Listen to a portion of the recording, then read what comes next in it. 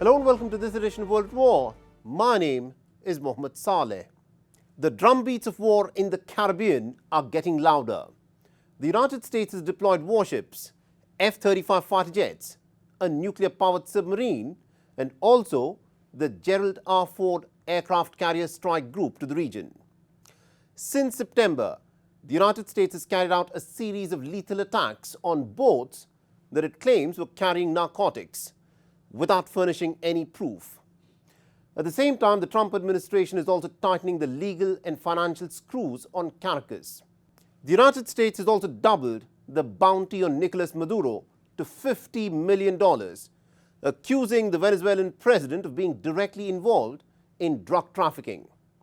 For his part, Nicolas Maduro has responded by denouncing the American gunboat diplomacy, ordering large-scale military exercises, and also signing a new national defense framework to integrate civilian and military structures. And now the American president has approved ground operations on Venezuelan soil to crack down on drug trafficking. So what does this really mean? And what is the scale of the American mobilization in the Caribbean? And how does it compare with the troop mobilization in the earlier wars that were fought by the United States? Our next report gets you more details. All of you are backbone of America, and you really are the backbone of America's air power. And in recent weeks, you've been working to deter Venezuelan drug traffickers, of which there are many. Of course, there aren't too many coming in by sea anymore, if you probably noticed that, from sending their poisons into the United States, where they kill hundreds of thousands of people a year. But we're going to take care of that situation. We're already doing a lot. We've almost stopped. It's about 85% stopped by sea. You probably noticed that. People aren't wanting to be delivering by sea. And we'll be starting to stop them by land also. The land is easier, but that's going to start very soon. We warn them, stop sending poison to our country. It cannot get more ominous than this. An American president threatening land operations to add to the series of airstrikes that the United States has carried out on a number of boats, which the United States claimed were involved in drug trafficking. Starting from the 2nd of September, the U.S. military has killed more than 83 people in 21 strikes that have destroyed 22 boats. But the United States has provided no proof that these boats were involved in drug trafficking, and the people it has killed are drug traffickers. Rights activists have even termed these to be extrajudicial killings, and now Operation Southern Spear is about to expand further. On the 28th of November, 6 U.S. Marine Corps AV-8B Harrier II jets landed at the former Roosevelt Roads Naval Base in Ceiba, Puerto Rico, marking the latest show of U.S. military presence in the Caribbean as Washington positions forces closer to Venezuela. And the American Secretary of War, Pete Hegseth, visited the sailors on the USS Gerald R. Ford aircraft carrier stationed in the Latin American region. Venezuela's President Nicolas Maduro has repeatedly said that he is open for dialogue and does not want war with the United States. Call, yes. Peace, yes. War, no. Never, never war. If they want to talk with Venezuela, they will do so face-to-face without any problem. What we cannot allow, as the evangelical pastor's letter says, is the bombing and massacre of a Christian people in Venezuela. That cannot be allowed.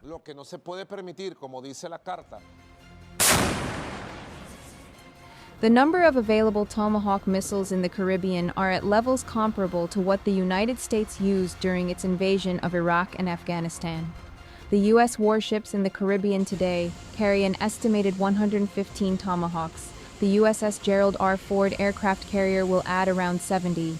And what this means is that the United States is now poised to carry out airstrikes on Venezuelan soil at a time of its choosing.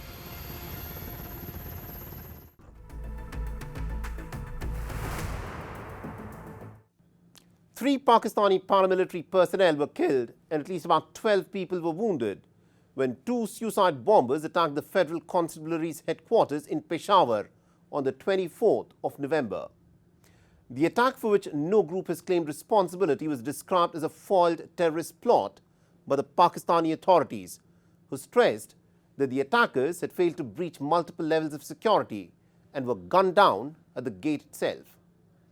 The very next day, Afghanistan's Taliban government accused Pakistan of deadly overnight airstrikes on 3 Afghan provinces of Khost, Kunar and Paktika, further vowing to respond appropriately. Islamabad has denied the allegations and has called them to be baseless. But why are tensions on the rise between Pakistan and Afghanistan? Our next report gets you the details.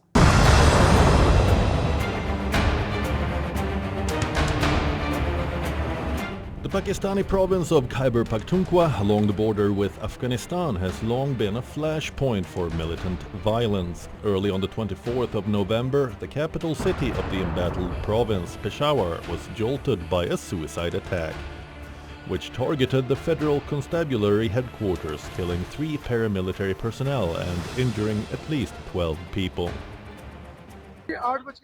At 8:11, a suicide bomber attacked the gate of the Federal Constabulary headquarters in Sadar, Peshawar. Afterwards, 2 other attackers attempted to enter the premises. The suicide blast killed 3 security personnel, but the 2 attackers who tried to enter were completely neutralized. Thanks to the alertness and timely action of the Federal Constabulary personnel, major damage was avoided. In the immediate aftermath of the attack, shops in the densely populated area were shuttered for the day, and the local business owners, while condemning the attack, expressed fear over the resurgence of terrorism. Due to this explosion in terrorism, people are gripped with fear and panic, resulting in the closure of all shops and markets. Business losses are mounting to millions of rupees, with both human life and livelihood being affected. May Allah protect us and keep us safe. Pakistan's Federal Constabulary, earlier known as Frontier Constabulary, is usually called in to handle situations considered beyond the capabilities of the police force, including tribal incursions and criminal gang violence. Plans were afoot to shift the headquarters of the Federal Constabulary from Peshawar to the country's capital, Islamabad, in a bid to modernize the force and improve coordination with other federal institutions. So far, no group has claimed responsibility for the attack that took place on one of the city's busiest routes just before rush hour.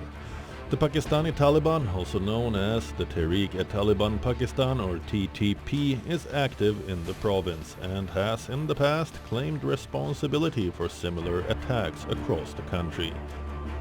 2 weeks ago, 12 people were killed and at least 27 others were wounded in a suicide attack outside a district courthouse in Pakistan's capital, Islamabad, which was claimed by Jamaat-ul-Ahrar, a splinter group of the Tehreek-e-Taliban Pakistan.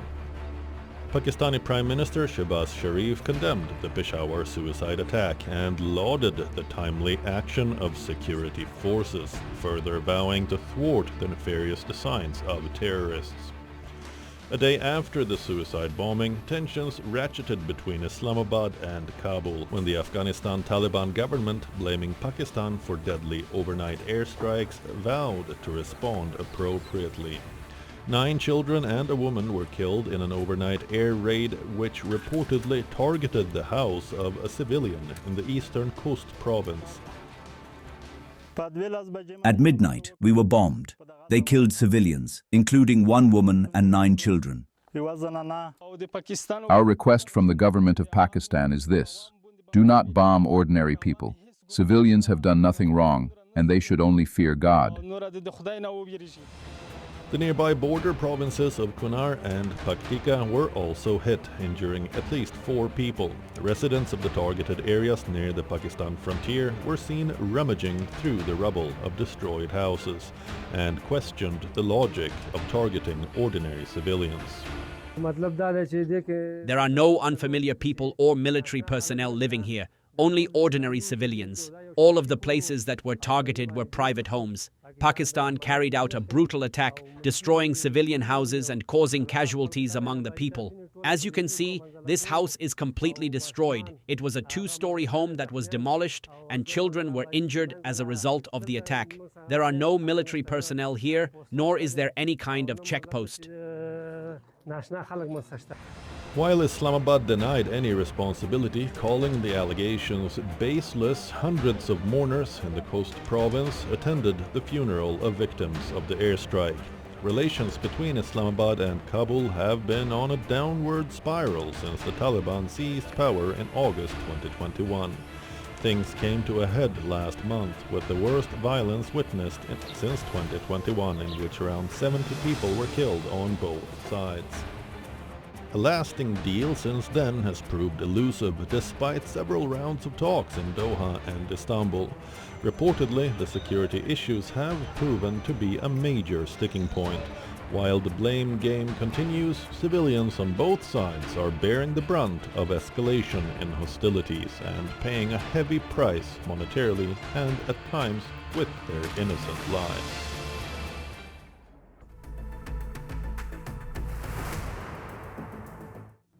At least 49 civilians, including 9 children, were killed in an attack by the Allied Democratic Forces, an Islamic State-affiliated insurgent group in the Ituri province of the Democratic Republic of Congo.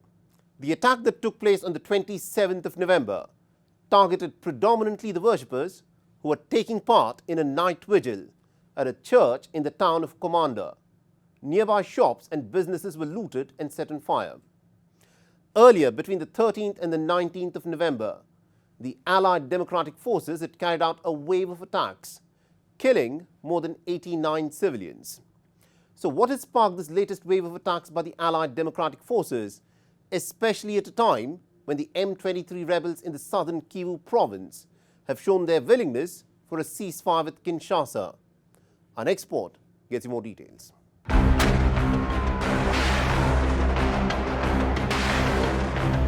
The eastern region of the Democratic Republic of Congo has long been a cradle of rebel activity, with a number of armed groups and militia operating there, including the Rwanda-backed anti-government M23 forces. In the latest flare-up of violence, at least 49 civilians were killed, including 9 children, by the Allied Democratic Forces, or the ADF, in Commander town of Ituri province on the 26th of November. Several other people were injured. Shops were looted and homes set on fire by the attackers. Most of the victims were reportedly worshippers, killed with bladed weapons during a night vigil at a church. The incident comes after ADF attacks earlier in the month, in which 82 civilians were killed in Ituri and the North Kivu provinces. MONUSCO, the United Nations peacekeeping force stationed in the Democratic Republic of Congo, has expressed deep outrage at these heinous acts of violence, stating serious violations of international humanitarian law and infringements on human rights. MONUSCO strongly condemns this attack, describing it as a serious violation of international humanitarian law. The mission extends its condolences to the families of the victims and calls on the Congolese authorities to conduct an impartial investigation and to bring those responsible to justice. MONUSCO also recalls the UN Secretary General's call for all foreign armed groups to lay down their weapons and return to their countries of origin. Uganda's Allied Democratic Forces, or the ADF, was created in eastern Uganda and took up arms against long-serving President Yoweri Museveni, alleging government persecution of Muslims. Following its defeat by the Ugandan army in 2001, the ADF reportedly first pledged allegiance to the Islamic State in 2016. While there are indications that the Islamic State has co-opted the ADF, the Islamic State, though, has never publicly mentioned the Allied Democratic Forces by name in its propaganda. But local media and the citizens still attribute attacks largely to the ADF. The group has committed grave human rights violations against civilians since its founding in 1995 and has been under UN sanctions since June 2014. The Congolese army, already battling M23 fighters, is proving to be largely powerless against attacks by the ADF, which operates in small groups and finds refuge in the region's dense forests. The ADF has carried out several deadly attacks since July, including one in the village of Nyoto in September that killed at least 71 people. Since the emergence of the ISIS in the Democratic Republic of Congo, the frequency of attacks has increased. Again, in July, earlier this year, the ADF killed nearly 40 people in the Ituri province when it had stormed a Catholic church during a vigil and opened fire on worshippers, including many women and children. Commander is in the DR Congo's mineral-rich Ituri province, which has been fought over by various armed groups for many years. Since 2021, the Ugandan army has been deployed in northern part of the North Kivu province and neighboring Ituri to fight alongside the Congolese army. But the rebels have avoided direct armed confrontation, and the joint operations have so far failed in stemming the violence. Mediators, including the United States and Qatar, are trying to broker peace in the conflict, which Washington hopes will facilitate Western investments into Democratic Republic of Congo's rich mining sector.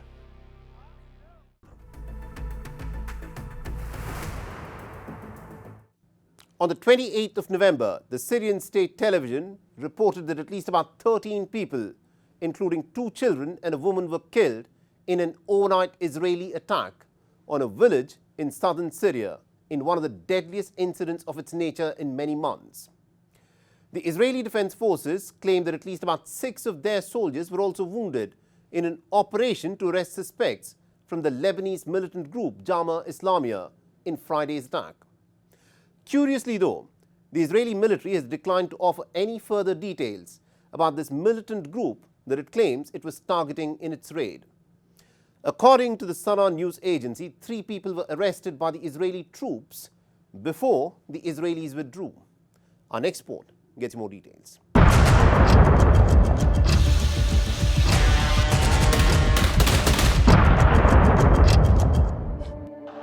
Since the fall of Syrian leader Bashar al-Assad last December and the arrival of the new Islamist leadership, Israel, voicing deep suspicion of the new regime led by President Ahmed al-Shara, has carried out hundreds of airstrikes in Syria and deployed its forces to a UN-patrolled buffer zone on the strategic Golan Heights. Early on Friday, the Israeli forces raided Bet Jin, the village southwest of Damascus that sits on the foothills of Mount Hermon. They raided it in a bid to arrest 3 young men, and that led to clashes with the residents of the village. They attacked us by air and used heavy machine guns. A helicopter equipped with a heavy machine gun fired at us, and they also attacked us by drones and mortars. In addition to the 13 people, including a family of 5 who were killed, dozens were wounded when the Israeli troops, backed by artillery and drones, fired upon the residents of the village. The hospital received 16 injuries. 5 people from the same family arrived dead. They arrived recently.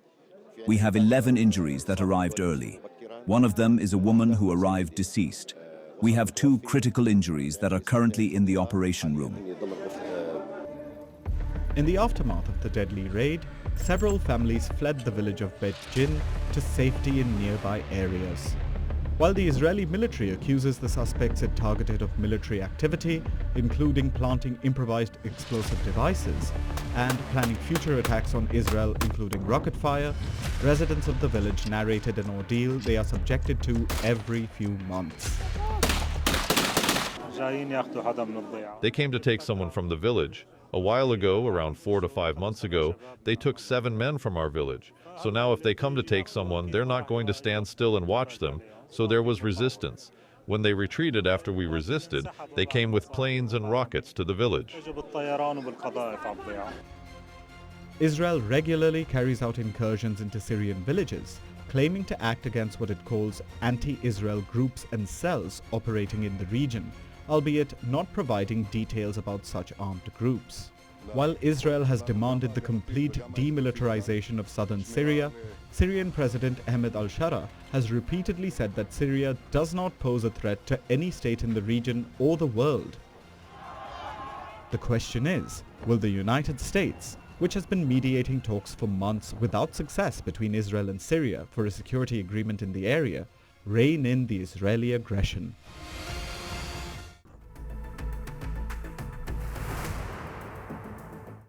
On the 26th of November, 2 U.S. National Guard members were shot grievously in Washington, D.C., a few blocks away from the White House. The quick responding police officers shot and apprehended a suspect 29-year-old Rahmanullah Lakhanwal, who's from Afghanistan and had actually helped the American forces in Afghanistan.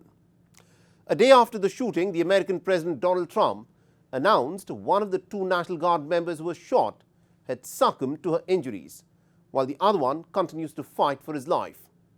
On Friday, the American attorney for Washington, D.C. announced that the initial charges of assault against the suspect will now be upgraded to murder of the first degree. Our next report gets more details.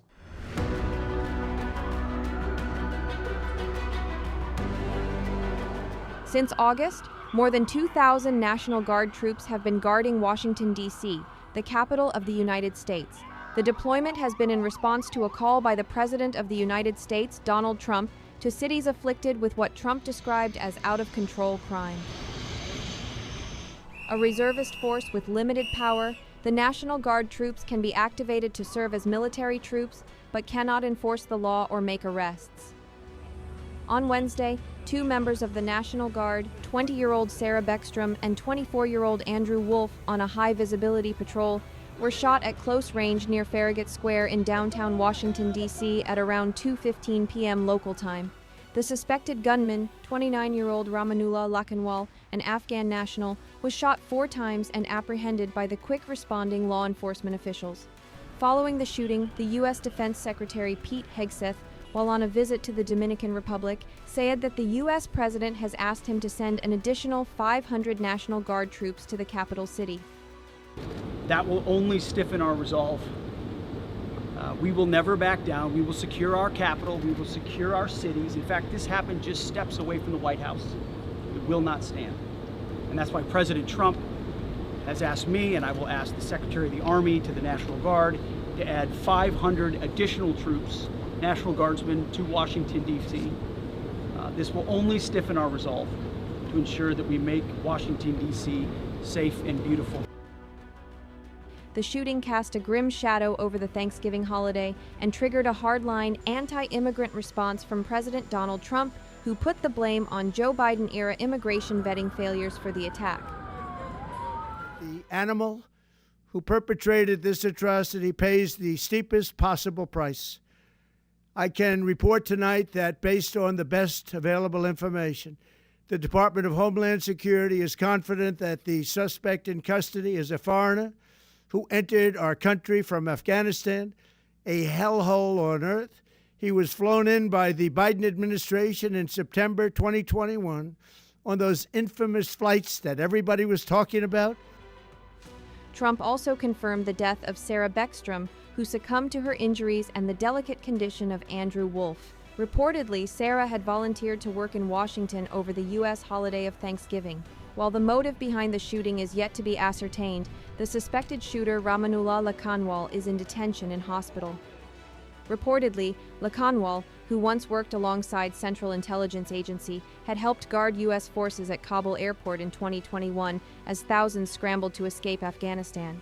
In the wake of the U.S. withdrawal from Afghanistan, Lakhanwal came to the U.S. from Afghanistan in 2021 under a program called Operation Allies Welcome and was granted asylum earlier this year. The Washington attack has triggered a range of announcements from the Trump administration aimed at curbing migration from Afghanistan and a number of other countries. In what appears to be a knee-jerk reaction, officials said they would suspend processing all immigration requests from Afghans and re-examine green cards issued to individuals who migrated to the U.S. from 19 countries.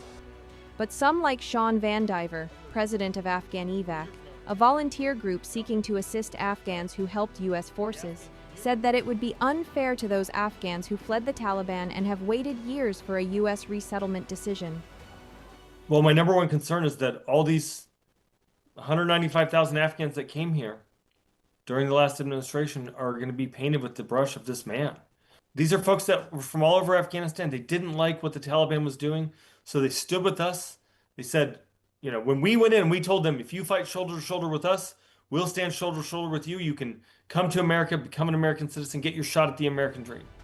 An act of terror has cast a shadow of doubt over thousands of Afghans, putting into jeopardy their last path to safety.